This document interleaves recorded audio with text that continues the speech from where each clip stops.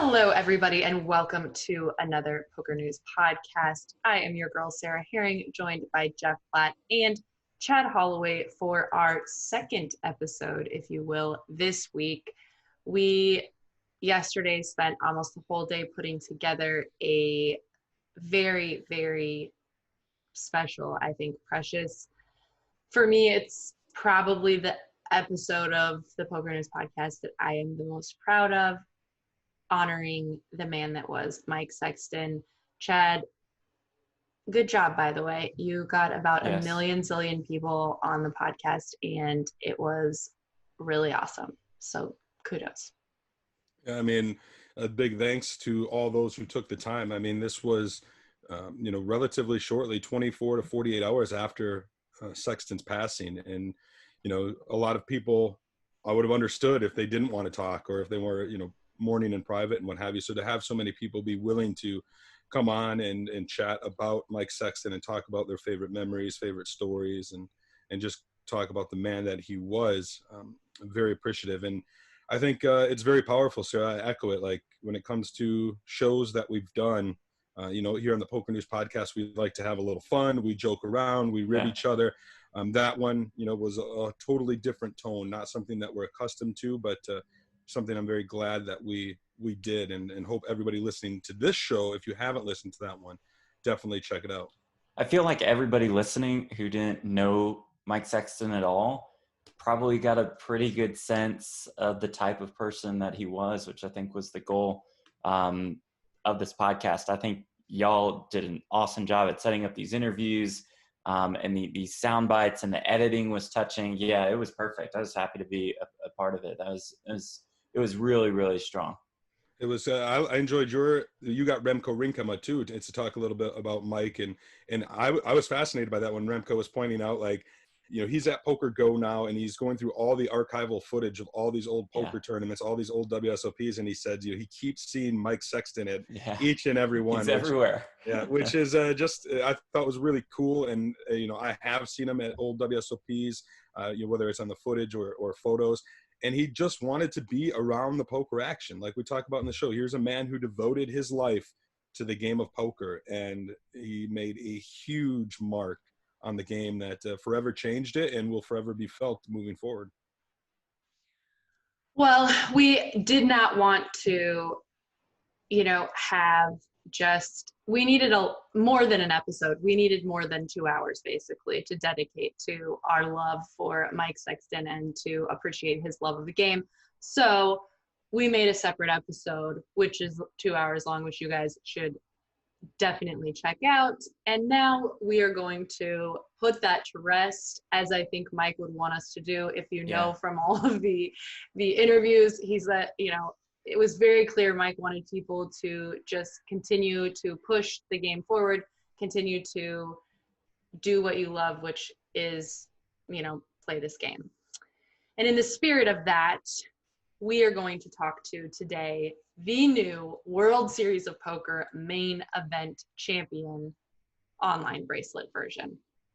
Stoyan Madanzhiev won the biggest ever online tournament.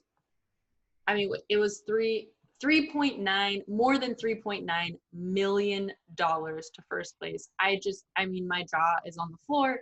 It's so bananas, and we're going to talk to him. But before we talk to him, let's talk just a little bit about the tournament itself. We talk a little bit about his heads-up opponent, but I didn't realize until I was reading all the recap stuff, we almost finally had a World Series of Poker female main event champion. What about that, you guys?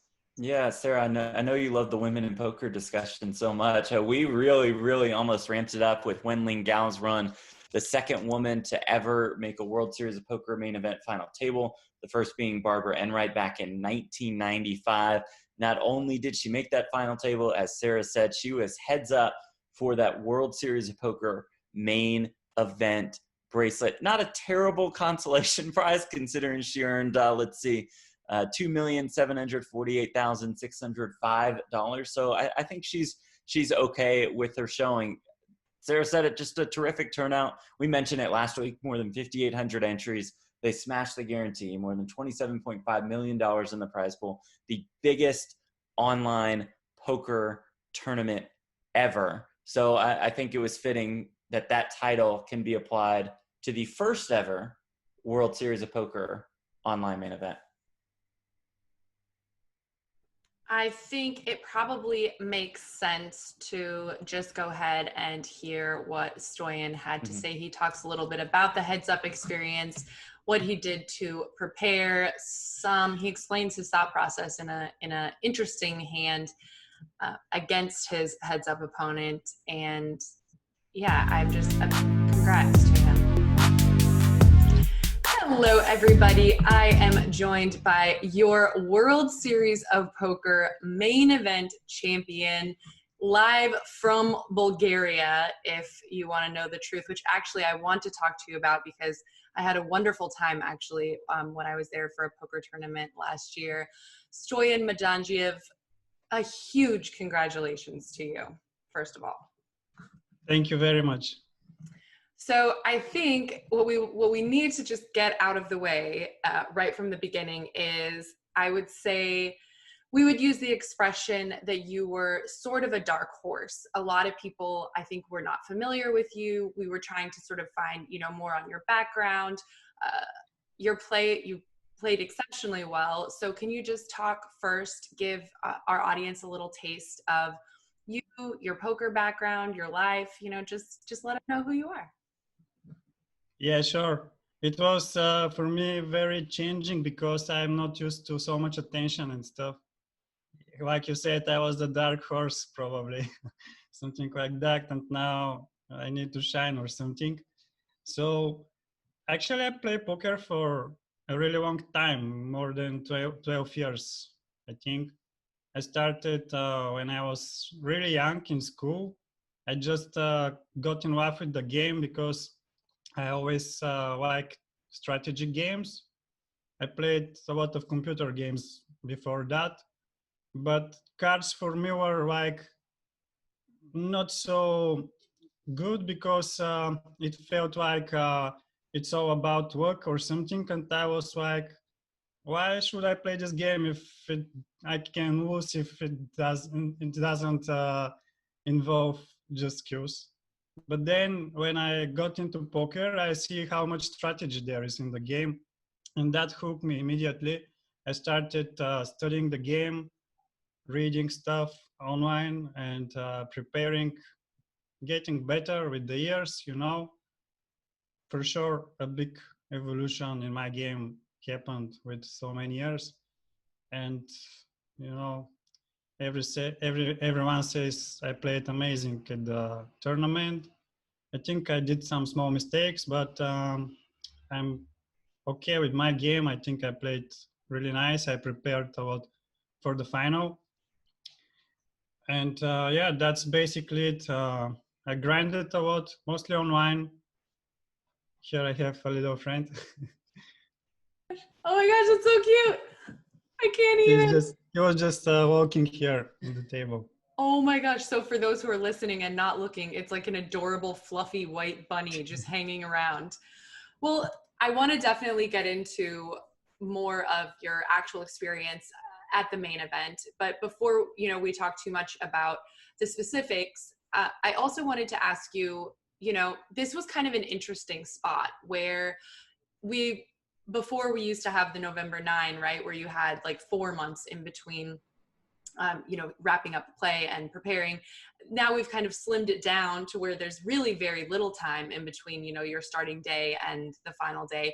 And then now in this spot, they gave a pretty solid break, I think, in order to be able to have the most effective live stream. But they gave, a week essentially break. And I think that puts all of the poker players in an interesting spot.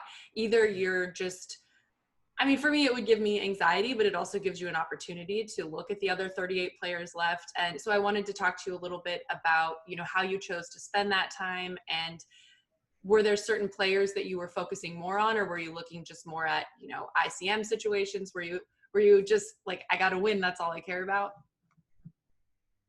You're very into poker, seems like. Yeah, I was looking at a lot of ICM situations, to be honest. But yeah, I was when I went to the day 3. I mean, I was 13 chips from 38 players left, so it was already my biggest tournament cash, and I saw it as a big opportunity. So I tried to optimize my time and really prepared very, very hard for this. And I was talking to good Bulgarian players, discussing strategy. I was what browsing some simulations, the typical online player stuff, watching videos. Some of the guys who are left in the tournament have a lot of videos of their playing style in YouTube, so I also explore their strategy and stuff. So yeah, for the mental part, I did a lot of yoga and meditation, some Isha Kriya, which is really helping me to handle my emotions, because, as you said, it's like the final, and you're gonna play for big money, and it's a 1 week period, so it's a lot of time to be emotional, and you have to handle that. For sure. I have so much respect, because I think that's it's a lot of pressure, obviously, but also this is the biggest win in online poker history ever. This is the biggest live or online tournament win ever. Yeah. And when I looked at the numbers, it's a staggering amount of money. I mean, it's life-changing, of course, for anyone. And I guess it of course begs the question, how does this change your life? I can't even imagine. Yeah. Well, I don't know yet how it will go. Like, it's completely different right now. So much attention, so much people want to approach you and stuff. But it's too early and it's too fresh, and I don't know yet. And I mean, I just try to get as much rest as possible, because there is not much time to rest, so I can give some attention to the people. So it's still very fresh, and I can't answer, but I guess everything will be different from now, because it gives you a lot of opportunities in poker, outside of poker. For sure, now I can play more tournaments live, and also bigger tournaments online. I think I can compete in those. Yeah. Yeah, certainly. And it was, this was no easy feat, for the reason that there was a gigantic, field size to start with, but also as things, got closer and closer, there was, some of the best poker players in the world, no question, were there. And I think Ben CB got 11th. We had Ryan Pacholi, Stefan Schilabel was still in for a long time. Thomas Ward. It was a very, very stacked final 38, as you guys. Yeah, also Samuel European. I don't know his second name. The guy from Finland. He's very good. Oh, Sam Taylor, maybe. No, Samuel someone, but he's from Finland. Okay. His name is European online. He's very good. I mean, I always make jokes about the sort of Nordic, the guys who have managed to stay in the high stakes games in the Nordic part of the European world are all sickos, basically. Anybody who's managed to deal with the tax situation up there and still stay profitable in poker is they're sickos, for sure. So it was interesting, because actually we've been talking a lot about this World Series as a whole, how many women have done very well, and perhaps women prefer online poker. I think it has yet to be discussed at length about why exactly there was so much success from women in this, but you ended up heads up against a Chinese woman who's a very accomplished player also, and you made some really, really sick plays. It was not an easy, I think, heads up match, but you certainly made it look like it was. And I wanted to talk to you about, at least there was one hand where you sort of picked off her multi-barrel bluff with, let me go back and find it. Are you talking about the hand with 10-4, where I Yes. have 10-4? Yeah, so I wanted you to kind of like talk us through what you were thinking, how you're able to yeah, just kind of talk us through that hand. I think it was impressive for a lot of people. Mm-hmm. I'm not sure if I remember exactly the line, but it was one of the more difficult hands in the tournament, because Wenling was really unpredictable. At one point she seemed to play tight, you know, but at the other point she was doing these 4-bets and stuff and check raises, and I was not really sure like what to expect from her. I mean, and you know, back in the days I played a lot of heads up cash games. I guess this gave me some instincts of how players do certain things.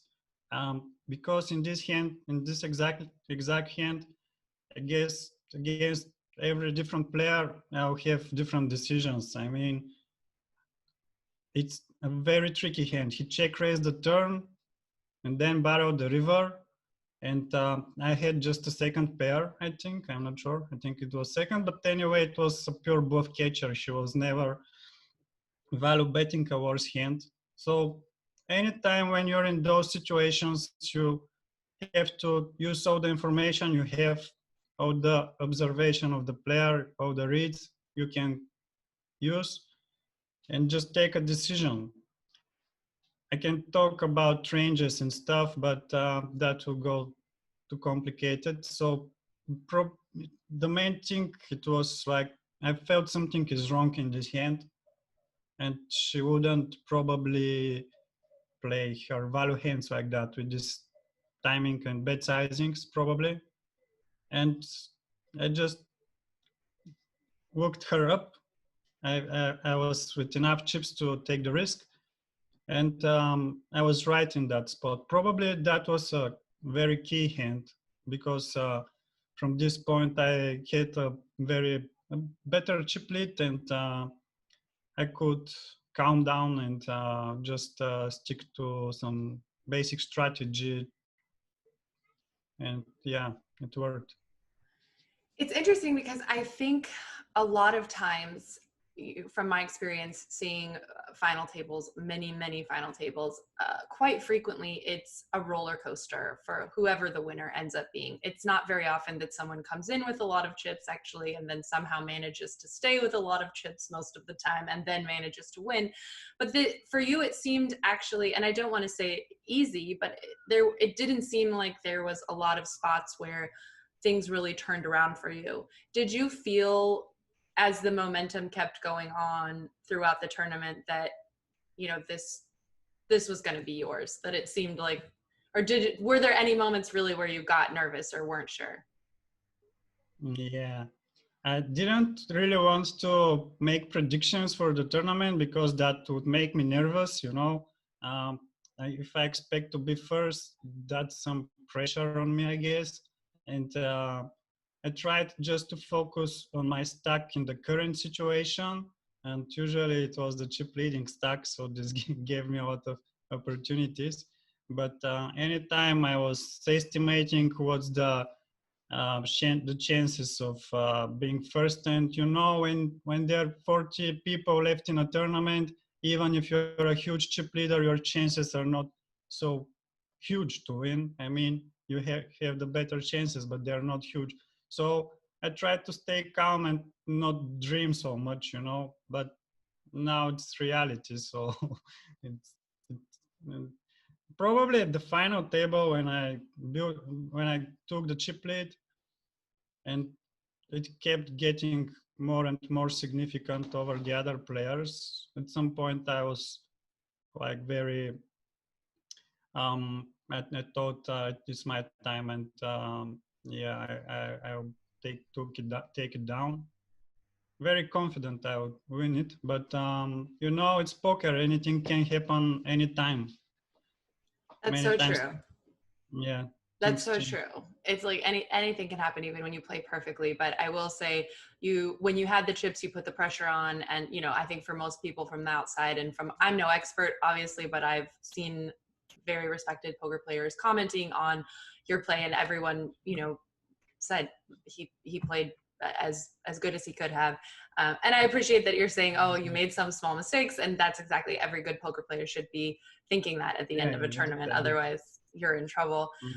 Finally, before I let you go, I wanted to ask you, because I actually had never been to Bulgaria, and I went there last year for a poker tournament. Yeah, they 888 had a poker tournament there, and I was just very impressed by the Bulgarian poker scene.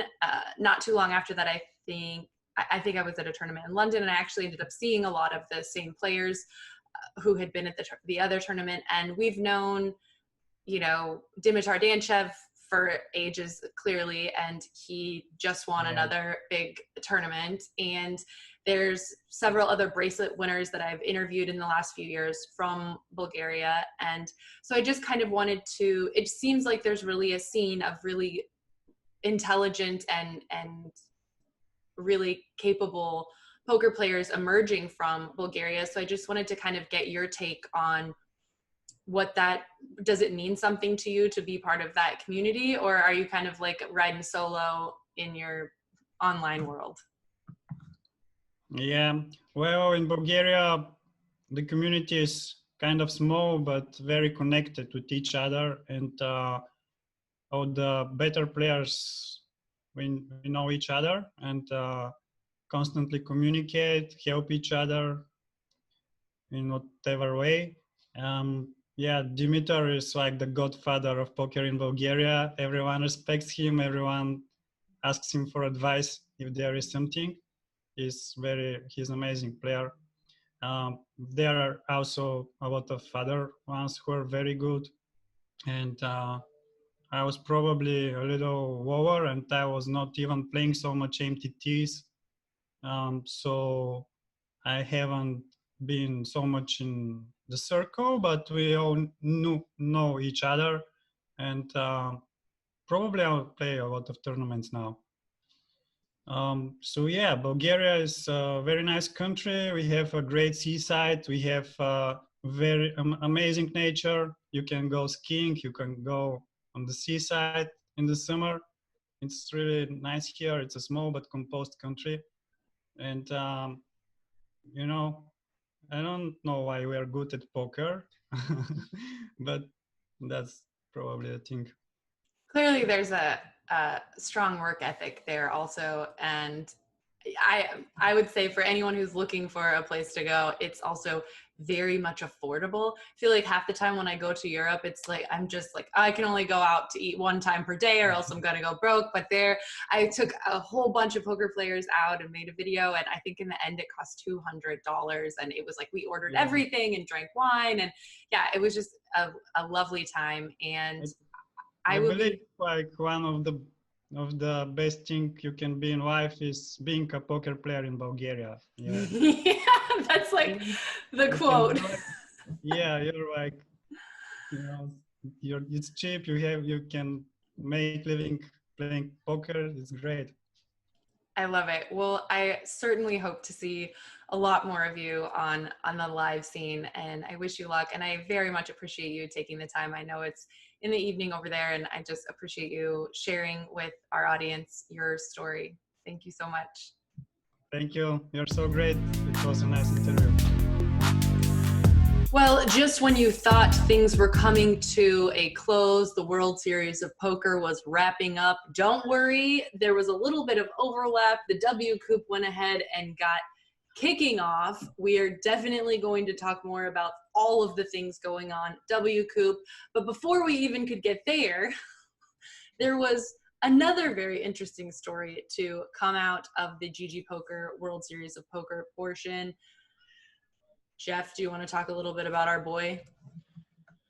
Yeah, sure. I mean, listen, Daniel Negreanu at the very beginning of the World Series of Poker. This is July 1st. It's been so long since this World Series of Poker kicked off. He said, you know what? Let's go. I'm feeling good about my game. I'm gonna fire all these events. Let's make some bracelet bets, people. And some people took him up on that. Ali Anshurovich, maybe Chris Unikin, or maybe they didn't end up coming to an agreement. Definitely Connor Drinan. Negreanu thought he had a bracelet bet with Daniel Dvorak. Dvorak shipped the Millionaire Maker, and then they realized that they didn't have a bet. But the bet with Drinan was on, and really, there were no huge sweats for any of them. Negreanu ran deep time after time after time, but didn't make any final tables. I think that Drinan had made a final table, but never really had a sweat at winning. I think maybe he was eliminated in 6th place until the 10K World Series Poker Super Millions event. The final table was held for the very last day of the World Series of Poker, and the winner of that event in the 899 entry field was Connor Drinan. Drinan wins more than $1.4 million. You throw in Negreanu's 100K, so he wins more than $1.5 million. How's that? Waiting until the very, very end to pull it off to beat Negreanu in that bet. That's how we like to do things. I thought it was pretty exciting. It was an interesting story that kind of sprung out of the cloud, if you will, of Mike Sexton's passing. That was dominating the headlines, and so then I tuned in and seen that, oh wow, Connor Drinan is winning the last event of the WSOP. Now, technically by number, it wasn't the last event. This was number 83 of 85, but it was the last one to finish. And I actually seen it when it was going into the final table, and I thought, this is a pretty stacked final table. How many players did this tournament get? And then I looked, and it had 899, and I thought, damn, this is a really stacked final table for a field size that big.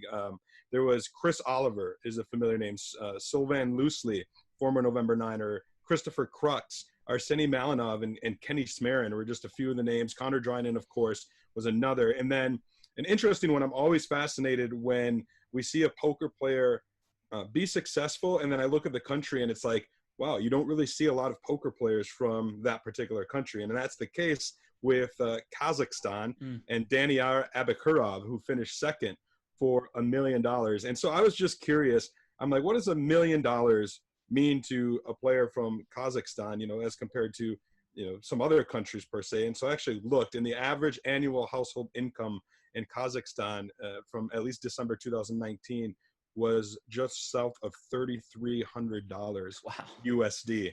And here he is capturing over $1 million. And I don't know, I just think that is certainly really cool. And then, of course, Drinan beating Negreanu on the last day out of 100K. You got to kind of feel, I kind of feel bad for Negreanu. Like, he made so many cashes, so many deep runs, put himself in a position so many times to really make a final table and maybe make a run at a bracelet, but he just kept coming up just a little bit short. And here Drinan just gets it done for, 1.4 million. And then let's just get that cherry on top of the 100K. Yeah. And I think if you're Negreanu and you're watching this, you especially hated the very end as Drinan got it in with the ace-9 against Daniar's ace-jack, 9-ball on the river to seal the deal, to seal the World Series of Poker bracelet for Connor Drinan, who will just go down as an online legend based on what he's already accomplished. And also, we know that the 9 was probably peeled super slow, just to really extra stick it in. Peel, the squeeze on the river. Exactly. But also, you got to give it to Connor Drinan, who will always be the guy who lost aces to aces in the one drop. So like his karma, his like run bad, cooler, sad, ugly face karma has just been coming back to him. He deserved this for a long time. It's so funny when you have these certain players where like, I'll never let him live that down. I'm sure he thought he got past that since then. But it's the same with Chris Oliver, who took fourth. Chris, I'm the nuts, right? the PCA. Do we remember, like, he was fully going to ship the PCA one year, and then, like, it was the time we always talk about, the Nordic Swedish people time, where people were 6-betting with nothing, and he, like, 7-bet shoved with, like, 2-4 or something. Never forget, I was like, that guy just lost the PCA for himself, but he is a hero. Like, he will always be. I will always love Chris Nuts Oliver for that. For that moment. And actually, it was just funny. I was looking at the final table, and a lot of the players in this, both are names you recognize and also names that I think in my world have funny, interesting, random stories. And yeah, I unfortunately did not watch that one. I wish I would have. I think it was interesting. Also, Connor Drinan, I've seen him win a 10K before, like, so drunk. I'm not sure if he could even, like, see with his eyeballs. And he was just like, this is going on forever. Like, let's just go all in every hand. And I was like, I knew I liked that guy. I knew I liked him. So, Sarah, this is the first final table then that you missed, that you weren't able to watch. You watched all of the other final tables, correct? Yeah, every single one. And I was mostly watching you streaming all the final tables, especially. I was like, is Jeff Platt streaming tonight? Because if he is, that's what I'm doing. Count me in. I got nothing else going on. But I did actually watch the 25K heads up. I did commentate on that. You guys, I'm sure you can imagine the commentary. It was very, very next level, high level commentary. You might have been watching Jeff and David Williams. I don't know, but me and Jesse Pullen were crushing it. And it was super interesting, right? Because as we got down to the final, I guess we call it the finals, right? The final 4 players. There were 2 players who I never heard of. In the 50% of the final 4, I had no idea who they were. I did, however, recognize Fedor Holz and Sergei Reikic, who are both, very accomplished. And really, Sergei, I would say, in the last year he hopped on the high roller scene. I saw him the first time he won an event. He won 2 events, in fact, at EPT Barcelona last year. And from that moment forward, I've seen him at almost all the high rollers crushing. But ultimately, it was Fedor Holz. As soon as he starts playing poker again, he just starts shipping everything he can again. I thought that guy was retired. Yeah.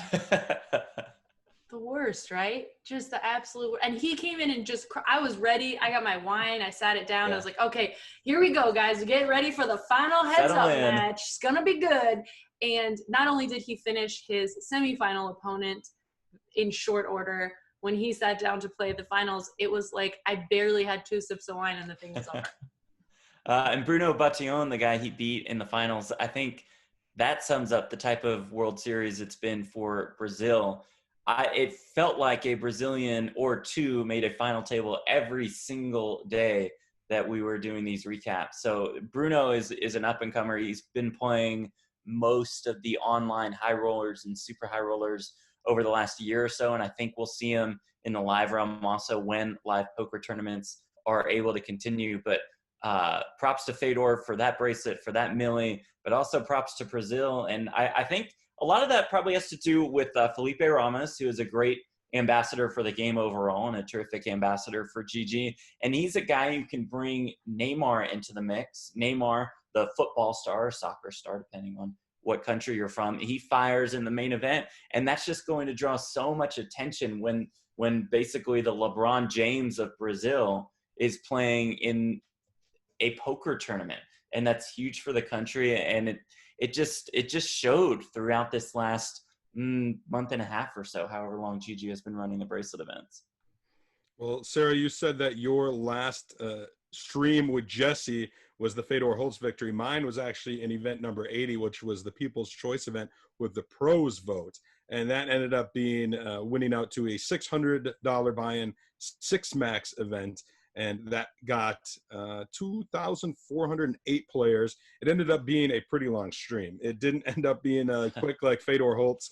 We were going into the early morning hours before American pro Jeff Dobrin took it down for just south of $190,000 plus a WSOP Europe package. Mark McDonald out of Ireland was a pro who was at the final table, 5th place for $54,000, and then finishing in 9th place for $14,404 was one Mr. Chris Ferguson. Not exactly everybody's favorite in the poker world, but certainly was a big name, former player of the year and main event champion. But he exited first at that final table. Overall, it was a pretty good event, but I was certainly happy when that stream wrapped up. I'm sure the chat was just going crazy for Ferguson. I'm sure everybody wanted him to win. It was greatly disappointed when he busted in ninth. Also, João Santos finished in fourth, and then at the main event, finished in sixth place. Pretty strong. Event number 81, another People's Choice event. This was a spin the wheel event, and that event landed on a bounty event, a 6-max event, and a 1K buy-in event. That was won by Niccolo Molinelli, who plays under the screen name Paquito. He won $243,415. Sammy Calipuro, Lars Luzak, one of the best pot limit Omaha players in the world, finished in 5th place. Michelle Shaw finished in 9th. Yeah, event number 82 was a $1,050 Beat the Pros bounty event. And I was pretty excited about this one because I recognized the name. I couldn't figure out where I recognized the name from. It was Malika Rezavi, and she is from Iran. And I just thought, where have I heard her before? Like, there's some connection. I couldn't follow it, and then I did, like, let's see what we can learn by reading the actual recap. And in it, there was a link to the 2019 EPT Monte Carlo. And it was in that event that she made a deep run and was profiled by PokerNews. She's really an interesting player. She has like over 500,000 followers on Instagram. She's got a great story. She ends up winning this for her first bracelet, $239,000. And this is definitely a name I recommend keeping an eye out for. She makes a deep run at EPT Monte Carlo main event, which is a tough field, finished 17th place in that, now wins a bracelet. And she is actually, in addition to kind of being a social media person and a poker player, she's a magician and a motivational speaker, and I believe like a beauty queen. So pretty interesting character. I was gonna say, and also she's not too hard on the eyes, also, just saying. And I did let you say that. Yeah, that's my job. I did reach out to her this morning to try to schedule an interview for next week. As Chad and I have spoken about multiple times throughout this series, we're trying to compile some sort of content to really discuss, why and how this series, was so different for the women, why and how they were so successful, and what we could do moving forward to make sure that we are keeping that action moving. Probably not things like me saying, wow, she's smoking hot. That really wasn't said for everyone, I'm pretty sure. But I was super excited. So we'll keep you guys posted on the status of that interview. And I was also super excited to see in event number 84, the $100 WSOP Millions, it was Alexander Kubajun Koboldvelt. Nailed it. Thanks. I just wanted to say it and just act like I totally knew what I was going for, and that was it. Alexander. He will take home just shy of $300,000 to Norway. And it was a really close call. I couldn't decide whether I wanted Alexander Kabajun Koboldvelt to win or Kostiantin Vikskokvovcheko, who took second from the Ukraine for about $203,000. It's so interesting. Basically, every single name on this final table is super, super hard to say. It's weird how you get some final tables where everyone you know is a sicko, and then you throw in $100 event and you can't say anyone's name to save your life. Anthony only 34,787 entries in that one, so pretty easy win to just beat 34,786 other entries. So well deserved for your friend, Mr. Koboldvelt. Yep, absolutely. And who's going to take the closer for us? Chad, finish it off. We know you love the closer. It's everyone's favorite tournament every year. This was officially the last event of the series, event number 85, the $500 closer, and it got 4,012 entries. And it took about 8 hours of play, according to the recap for this one, to wrap up. And coming out on top was a familiar name in Belgium's Michael Gathy. He was a 3-time bracelet winner already, so this marked his 4th bracelet. He also took down $272,000 $1,000. This is a guy who just, his name keeps popping up in the poker world for the last decade. Back in 2012, he won his first bracelet, took down $1,000 buy-in, no limit hold'em event at the World Series for $440K. Comes back the next year, wins a $1,000 turbo event for another $278,000, and accomplishes that rare back-to-back years winning a bracelet. Third one came in 2016, $5,000 buy-in, no limit hold'em, six-handed event for over $500,000. And now here he is adding an online bracelet to his resume. Certainly pretty impressive, especially when you look over, according to his WSOP player profile, and this might not include the online events. It doesn't look like it does. He has 32 WSOP caches and 4 bracelets. That's pretty impressive. I remember doing his first bracelet winner interview, and he was very shy, very just sweet and shy and nervous. He just had like one friend there with him. And I remember kind of thinking like, this is probably a one-off, you know, like this guy's just probably like came over and got lucky. And then, you know, in pretty quick short order, I remember saying, I recognize this guy's name. Like I'm doing another bracelet interview for this guy. And yeah, by the third time I was like, okay, you're an idiot. This guy was like a full-on crusher. Oh my gosh. For those who can't see, Chad's getting made out with hard by his dog. Oh my gosh, that's so cute. Anyways, wow. I mean, really shows what I know, and also just what a great player. What a great player. And all these different variants to be able to come out on top like that, it's pretty sick. Okay, so we briefly touched on the WCOOP, but before we get to talking a little bit more about that, I think we need to give a shout out to our sponsors, GGpoker. Covering this series was infinitely better and more exciting than I ever anticipated. I think even with some of the hiccups that they faced as being one of the new big powerhouses in poker, they handled things very well. I think there's no doubt that the software is fantastic. I think for me, having watched and been able to see how exciting it was for people to get involved in staking some of their favorite players, like seeing what happened with Fedor, and so many people in the chat who had a piece of Fedor watching, saying like, I put $200 in and now I'm going to make thousands of dollars. And, you know, building that into the GG platform, I think is just fantastic. And it totally changes the space for poker. I think it's going to change poker forever. And we just want to give a big thanks to GGpoker. And now, let's talk a little bit of WCOOP. I think you want to talk about, why don't I throw it to Jeff? Let's talk about Yuri Dzivelevski. You said it last week so good, so I kind of felt like you were the guy to go for this. So pressure's on right now. That would be Yuri Dzivelevski. Great. He becomes the first repeat winner of WCOOP 2020. We'll let Chad get into the second in just a minute. But Yuri takes down event number 20, the high version. Remember, for all of these WCOOP events, there's a low buy-in, there's a medium buy-in, and then there's a high buy-in. Yuri Dzivelevski out of Brazil, of course, wins the $1,050 horse tournament to win more than $30K. And again, that is his second WCOOP win of the series. He beats a fellow countryman heads up in Murillo Figueiredo. Yeah, we'll go with that. Chad, what you got? Yeah, so another back-to-back WCOOP winner was Adrian Mateos. I've said it on the show before, I'll say it again. In my opinion, maybe the best poker player in the world today.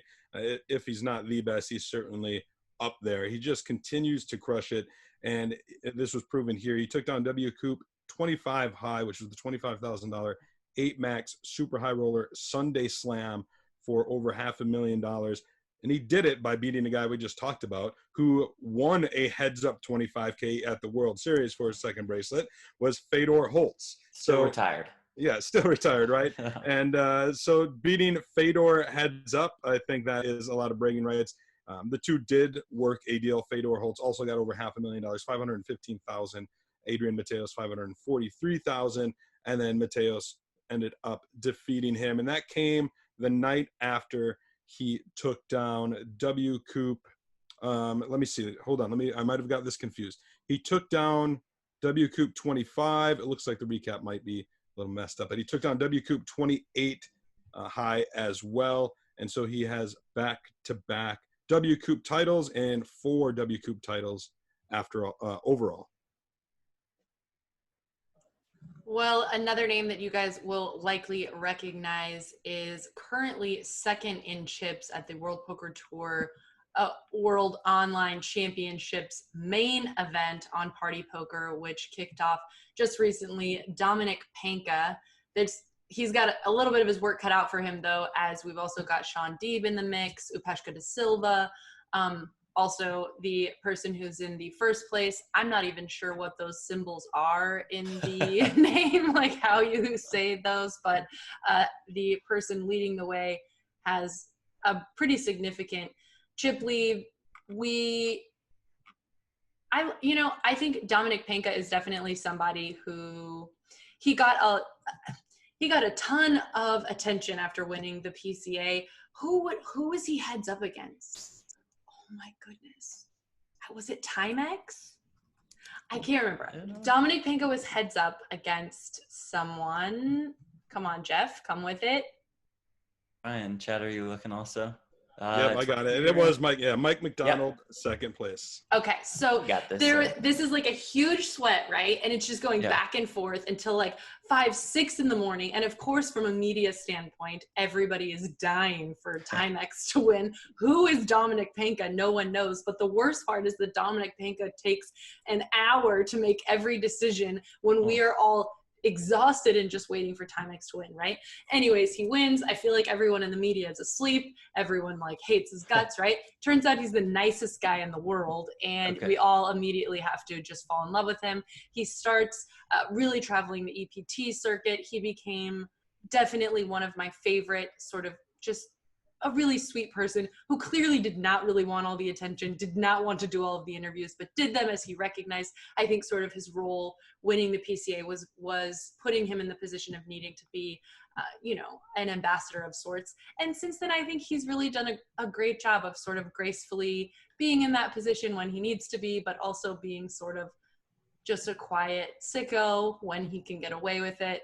And I'm always happy to see Dominic doing well, cashing tournaments, and being his adorable self. I can't remember, he's from Poland too.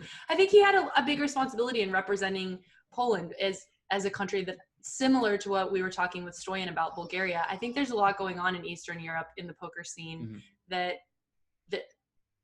it's important for them to be ambassadors and to showcase for their countries like what an awesome game poker is.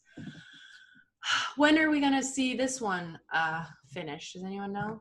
Yeah, I think so. This was day 1A, 10K buy-in, a $10 million guarantee. They got 521 players, so they're more than halfway there. I think they have to be thrilled with that turnout. Then day 1B is next Sunday, and I think the final table is next Wednesday. I'm not quite sure on that, but it'll take a couple more days to finish. 10K buy-in, $10 million guarantee, the main event of the World Poker Tour World Online Championship. So really the World Poker Tour World Online Championship of the world. Yeah, on Party Poker. Yes, presented by World Poker Tour. Presented by, and also including things like some fancy crystal, maybe a watch. There's a lot of things that all the good stuff. There's a lot of things involved.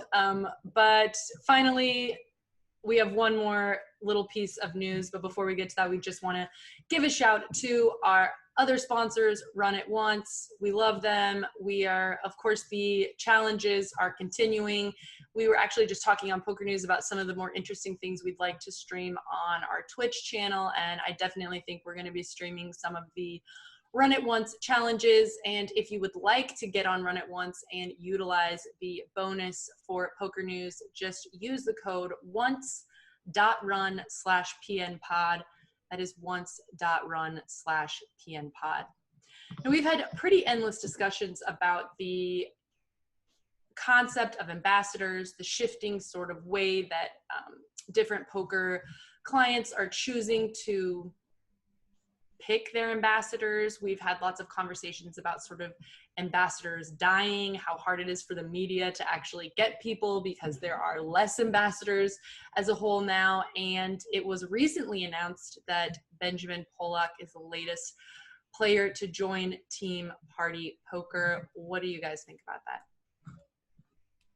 I mean, I'll go first. I think it's a decent signing for sure. It sticks in a line of recent signings that they've had about European players in their respective countries. Ludovic Geilich, Scottish, Roberto Romanello, who is from the UK and won a bracelet, Dmitry Urbanovic. Dmitry, what is Dmitry? Is he Polish? Yes. I don't remember. But, you know, these guys, I always thought of Benjamin Pollak kind of in that realm, if you will.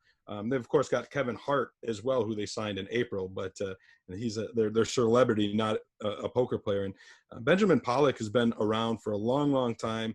He's had a lot of success. He's a former WSOP main event final tablist. I don't remember offhand what year it was, but what place he got. It was 2017, third place, if I'm not mistaken, actually, now that I'm thinking about it. So he came close, flirted with the main event title, but has had some big scores. He's a nice guy. He's got 13 million in lifetime earnings, which is second on France's all-time money list behind Bertrand Graspellier. And so, yeah, I think that, you know, Elke is a former Party Poker ambassador, and his departure left room for a new Frenchman to be part of the ambassador team. And I think Benjamin Pollak is a fine choice. Yeah, I like it as well. I mean, it's tough to follow Kevin Hart, right? Because as Chad said, Party Poker brought Kevin Hart on in April, and then it's like their next signing is, and it's Benjamin, which is great. I mean, like Chad said, you know, nice guy, very, very good poker player. A little bit of a tough spot for him compared to who they brought on last. You know, I don't know, Sarah, you mentioned this off the top. It's tough to pinpoint the value of these ambassadors, especially in the current climate that we're in. I'm surprised that anybody has signed anybody at this point, considering we really just have online tournaments for the foreseeable future at least, but maybe they just wanted to solidify this deal. I'm sure this is something that both sides have been in discussions on for the last little while, and so they finish up that deal before they move back into the live poker realm. Sarah, you've interviewed him before? Nice guy, good guy. Quite a few times I've interviewed him, and actually I would say it's funny, it triggered a little something in my mind because Chad said he was flirting with a main event title, and I do remember when he was on that final table, there was quite a lot of speculation about how many girls were trying to slide into his DMs. So, you know, we were talking a little bit about some Iranian beauty queens. I think it's only fair if we flip the tables. Apparently he's kind of a heartthrob for the ladies. So maybe if we're trying to get some ladies in France, especially, on board, Ben is a great choice. But I can actually totally hear both of your guys' responses, because I think Ben's a great player. I think his performance at that final table, which we of course were all glued to, was exceptional. He played very well. He is very nice.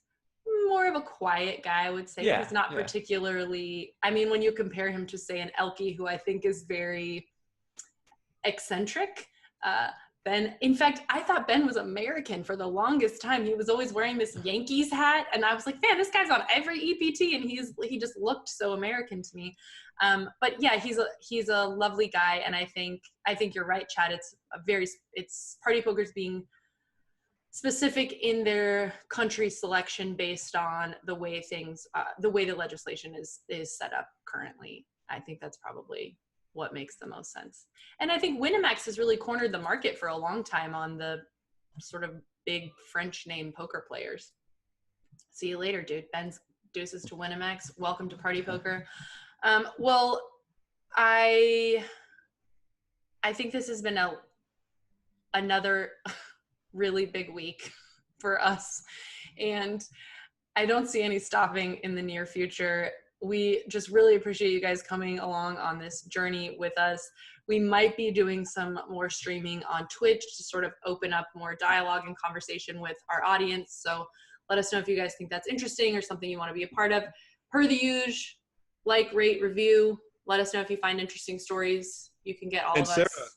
What? remember, there is still one more online bracelet to be awarded, and it will be awarded this coming Sunday. It is the Global Casino Championship. Oh. It's going to be held on WSOP.com. And so PokerNews is going to be doing live updates. We may do a stream. We'll have to see. But next week when we have a show, we'll definitely be talking about that final bracelet of 2020. At least for now. Maybe they'll do something later in the year. But maybe I'll see if I can snag the winner of that Global Casino Championship. It's definitely going to be unique. It's traditionally a live event that's being held online. And so players who qualified in the live realm are now going to have to adapt. Should be interesting, and should be a lot of chatter on social media come this weekend. If y'all can't see the video right now, if you're just listening, Sarah has that look like it's still going on. Dude. WSOP is still going on. It's Like, September 9th. For goodness sakes. And also, sidebar, this is the tournament we talked about where it's like, maybe they should have just like offered people their money back, or like, we're not really sure. Like, basically we have no idea how it's going to turn out. So at least that's something newsworthy, I guess. Maybe people will make it. Maybe they won't. There probably will be a gigantic overlay. Good for them, for whoever can make it. All right. Well, it's been real, you guys. It's been fun. It's definitely been really fun. And we will catch you guys on the flip side. Deuces. The key to winning big is using every little bit of knowledge to your advantage. At Oddschecker, we give you the edge. Better odds, better picks, and better offers to make you a better bettor. Why settle for less? Quickly compare the odds at every sportsbook to ensure that you're getting the best price to maximize your return. Not only that, but we have experts on every sport, from hoops and football through to soccer and boxing. Our experts analyze the form and study the stats to deliver you totally free picks and parlays. Oddschecker also highlights the most lucrative welcome offers in the industry. If you're looking to open an account, then you are eligible for hundreds of dollars in totally free bets. If you're new to legal sports betting, then we're here to help, offering simple advice to understand betting guides and updates on your state's current legislative situation. Visit us at www.oddschecker.com/US. Oddschecker, sports betting smarter.